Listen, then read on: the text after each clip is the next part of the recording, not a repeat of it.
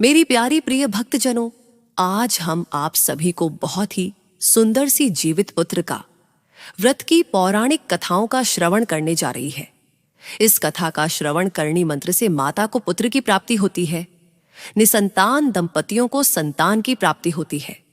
और इस व्रत अगर आप करते हैं या नहीं करती है, फिर भी इस व्रत कथा का श्रवण करने से व्रत का संपूर्ण फल प्राप्त होता है। तो प्रिय भक्तजनों, आज मेरे साथ इस दिव्य पौराणिक कथा का आनंद लीजिए और अपनी मनोकामनाओं को पूर्ण कर लीजिए। आज के वीडियो में हम आपको बहुत ही सुंदर सी कथाएं श्रवण करने जा रहे हैं। तो एक बार सच्ची श्रद्धा के साथ कमेंट बॉक्स में लिख दीजिए जय माता दी। और आप चैनल पर नए हैं तो इसे सब्सक्राइब जरूर से कर लीजिए, वीडियो को लाइक कर दीजिएगा। दोस्तों, आज सुनेंगे जीवित पुत्रिका यानी जितिया की कहानियां। जीवित पुत्रिका का व्रत माताएं अपनी संतान की लंबी आयु के लिए रखती हैं। इस व्रत के बारे में मान्यता है कि इस व्रत को रखने से संतान के ऊपर से सारे संकट टल जाते हैं। यह महापर्व अश्विन माह के कृष्ण पक्ष की सप्तमी से शुरू होता है, जिसमें अष्टमी तिथि को माताएं व्रत रखती हैं और नौमी तिथि लगने पर पार करती है। इस व्रत के दौरान कथाएं सुनी जाती हैं। वह इस प्रकार है, तो सुनते हैं। जीवित पुत्रिका व्रत की सुखिया और दुखिया की कहानी। इस कथा के अनुसार दो बहनें थीं। एक का नाम था सुखिया और दूसरे का नाम था दुखिया। दोनों के नाम की तरह ही इन दोनों का भाग्य भी था। ऐसा ही था कि सुखिया अमीर थी और हमेशा सुखी रहा करती थी, और दुखिया नाम के मुताबिक गरीब थी और वह बहुत दुखी रहती थी। और दोनों बहनें एक ही गांव में रहती थी। सुखिया के घर दुखिया काम करती थी, साफ सफाई करती, खाना बनाती, और जो खाना बच जाता सुखिया वो खाना दुखिया को दे दिया करती। इस तरह से दुखिया का घर चलता था। समय बीतता गया। दोनों बहनों के दो दो पुत्र थे, यानी सुखिया के दो पुत्र और दुखिया के दो पुत्र। जब जितिया का व्रत आया तो हमेशा की तरह दोनों बहनों ने जितिया का व्रत रखा। उस दिन दुखिया सुखिया के घर काम करने गई। व्रत के दिन दुखिया ने सुखिया के घर चावल को फटका और साफ किया। उससे जो खुर्दी निकली उसने अपने पास रख ली और साफ चावल को सुखिया को दे दिया। फिर उसने साग चुना, पत्तियों को डंठल से अलग किया। यहां पर भी बढ़िया वाला साग उसने सुखिया के लिए रख दिया, और जो बची हुई डंठल थी उसने अपने लिए रख ली। और अब दुखिया सुखिया के घर खाना बनाकर अपने घर चावल की खुर्दी और साग का डंठल लेकर आ गई। और इसी चावल की खुर्दी और साग की डंठल से खाना बनाकर उसने अपने बच्चों को खिला दिया और खुद भी खाया। इसके बाद दुखिया सोने चली गई। आधी रात हो गई और एक बूढ़ी औरत आई और उसके घर का दरवाजा खटखटाने लगी। तो दुखिया ने पूछा, कौन है? आप कौन हो? तब उस बूढ़ी औरत ने बोला, बेटा मैं हूं। दुखिया ने उठकर दरवाजा खोला और कहा, मां आपको क्या चाहिए? आप इतनी रात यहां किसके लिए आई हैं? तब बूढ़ी औरत ने कहा, बेटी मुझे बहुत भूख लगी है, कुछ खाने को दे दो। दुखिया ने उस बूढ़ी औरत को घर के अंदर ले लिया और कहा, हम लोग बहुत ही गरीब हैं। आज मैंने खुर्दी का चावल और साग का डंठल बनाया है, क्या आप उसे खाओगी? तो बुढ़िया ने कहा, हां क्यों नहीं खाऊंगी, मुझे भूख लगी है, मैं वहीं खा लूंगी। दुखिया उस बूढ़ी औरत को खाने को दे देती है। बूढ़ी औरत खाना खाने के बाद कहती है, मुझे अच्छे से कुछ दिखाई नहीं देता, ऐसे में इतनी रात के अंधेरे में मैं अपने घर कैसे जाऊंगी? दुखिया ने कहा, कोई बात नहीं मां, आप यहीं पर सो जाओ, सुबह होने पर अपने घर में चली जाना। तब बूढ़ी औरत रात में दुखिया के घर ही सो जाती है। बूढ़ी औरत थोड़ी देर बाद उठकर बोलती है, बेटी मुझे दीर्घ शंखा पैखाना लगा है, कहां जाऊं इस पर? दुखिया कहती है, मेरे घर में तो शौचालय नहीं है, इसलिए आप उधर कोने में ही कर लो। तो वह बूढ़ी औरत पूछती है, बेटी भड़कड़ करूं या छड़ छड़ कर करूं? दुखिया नींद में थी तो नींद में ही उसने कहा, भड़कड़ कर दो, मैं सुबह साफ कर दूंगी। इसके थोड़ी देर बाद बूढ़ी औरत कहती है, बेटी मैं अपने हाथ कहां साफ करूं? इस पर दुखिया कहती है, आप मेरे सर पर अपने हाथ को साफ कर लीजिए। सुबह होने पर दुखिया जब उठती है तो उसे यह सब एक सपने जैसा लगता है। वह नदी में नहाने चली जाती है और वहां जब अपने बालों को नदी में नहाते हुए धोती है तो उसके बालों में से जो पानी बहता है वह सोने का पानी होता है। आसपास की सारी महिलाएं यह देखकर आश्चर्यचकित हो जाती हैं और दुखिया से कहती हैं क्या बात है, तुम्हारे बालों से तो सोने का पानी गिर रहा है। उन सभी की बातें सुनकर रात की बात उसे याद आती है और वह दौड़कर अपने घर की ओर भागती है, और यह सोचकर कि उसका घर तो बूढ़ी औरत के पैखाना से गंदा हुआ था, पहले से साफ कर लेना चाहिए। लेकिन जब वह अपने घर जाती है तो देखती है कि घर के हर कोने में ढेर सारा सोना बिखरा पड़ा है। यह सब देखकर दुखिया बहुत खुश हो जाती है और सोचती है कि यह सब जीत मान बाबा यानी जीमूत वाहन की कृपा से हुआ है, जो मेरे घर बूढ़ी मां का रूप कर मेरे घर आए और इतना सारा आशीर्वाद देकर गए। अब दुखिया भी अमीर हो गई और सुखिया के घर जाकर काम करना उसने बंद कर दिया। दुखिया अपना व्रत पूरा करने के बाद अपने पुत्र से कहती है कि जाओ अपनी मौसी के घर से तराजू ले आओ, मुझे यह सोना नापना है कि कितना है बच्चा। खुशी खुशी मौसी के घर जाकर तराजू मांगता है। इस पर सुखिया पूछती है, तराजू में क्या नापना है? बच्चा भोला होने के कारण बता देता है, मेरे घर बहुत सा सोना है, मां को उसे ही नापना है। सुखिया बच्चे को बोलती है, तुम्हारे पास खाने को तो कुछ है नहीं और इसमें सोना नापोगे, मुझसे झूठ बोलते हो। तब बच्चा कहता है, मैं झूठ नहीं बोल रहा। तब सुखिया सोचती है, तराजू मांगा है तो कुछ तो जरूर नापेगी, इसलिए वह तराजू के नीचे गोंद लगा देती है और सोचती है जो भी नपे वह इस तराजू में चिपक जाएगा। दुखिया ने तराजू पर सोना नापा तो सोने का टुकड़ा उस तराजू में चिपक गया।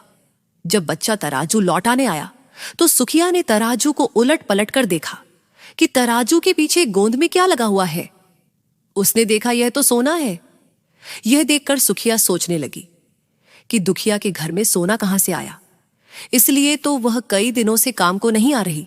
सुखिया दुखिया के घर जाकर देखती है तो वहां बहुत सा सोना होता है, और जब वह दुखिया से पूछती है कि तुम्हारे पास इतना सोना कहां से आया जिसे नापने के लिए तुमने तराजू मंगवाया था। दुखिया मन से सच्ची और भोली थी, इसलिए उस रात वाली सारी बात उसने अपनी बहन सुखिया को बता दी। लेकिन सुखिया का मन लालची था और उसे ईर्ष्या होने लगी कि दुखिया के पास हमसे ज्यादा धन आ गया। अब तो अगले जितिया में मैं भी खुर्दी का चावल और साग का डंठल ही बनाऊंगी। फिर अगले साल जितिया का व्रत दोनों बहनों ने रखा। सुखिया के पास सब तरह का सुख था और धन भी था।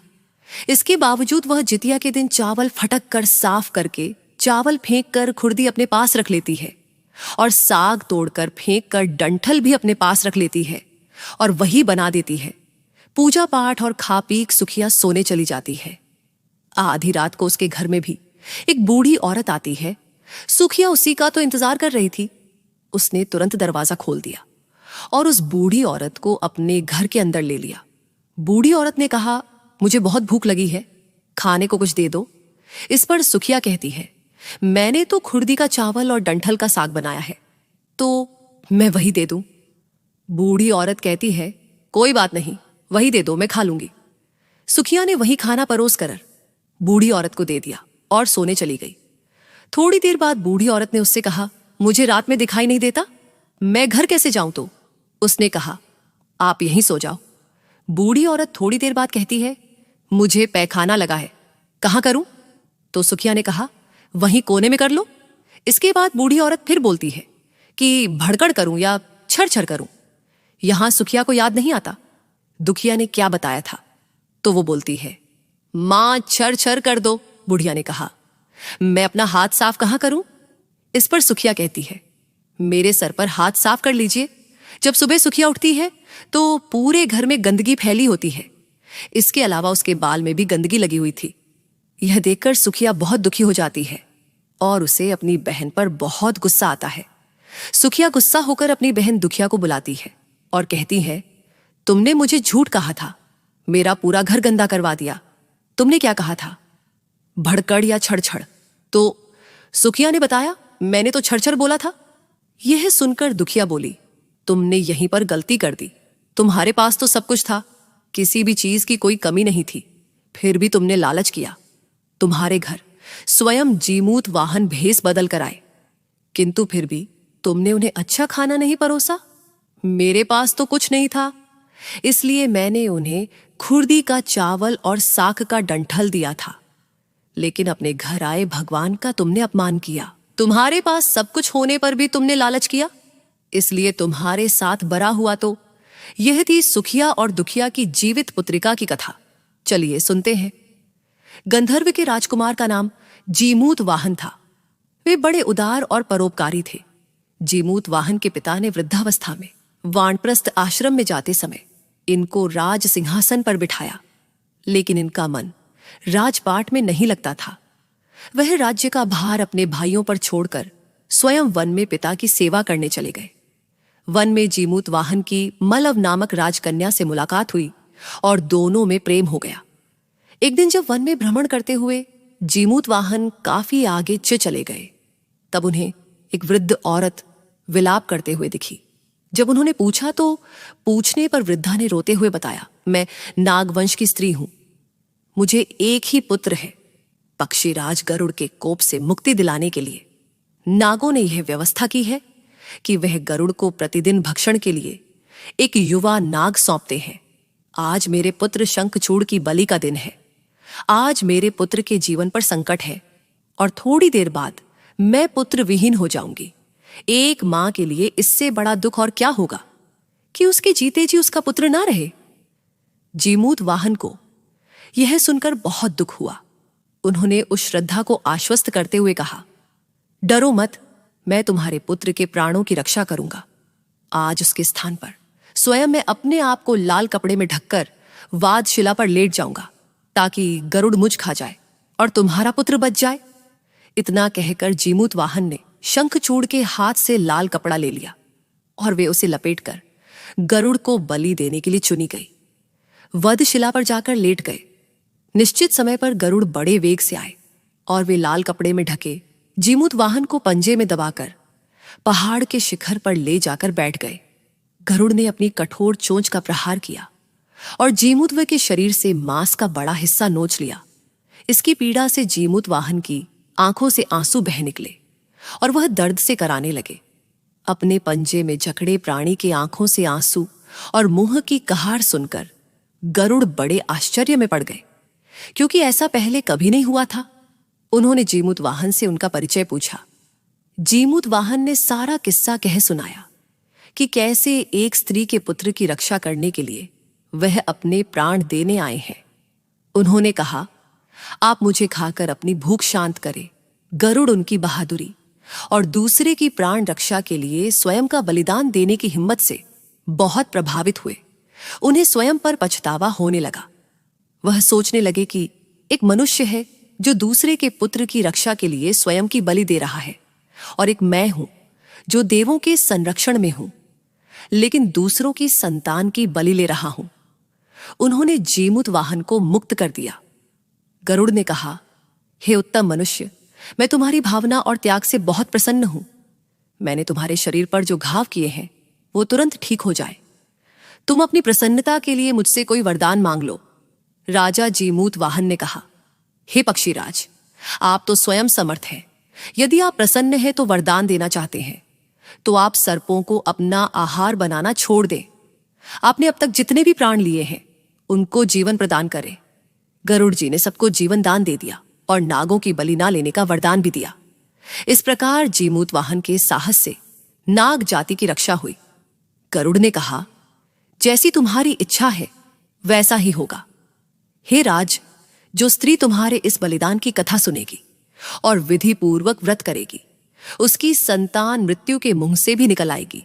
तब से ही पुत्र रक्षा के लिए जीमूत वाहन की पूजा की प्रथा शुरू हो गई। यह कथा कैलाश पर्वत पर भगवान शंकर ने माता पार्वती को सुनाई थी, जीवित पुत्रिका के दिन। भगवान श्री गणेश, माता पार्वती और शिवजी की पूजा के बाद व्रत कथा सुननी चाहिए। तो यह थी जीवित पुत्रिका की कथा। आपको यह कथा कैसी लगी कमेंट करके जरूर बताएं। साथ ही पुरावचन चैनल को सब्सक्राइब करना ना भूलें।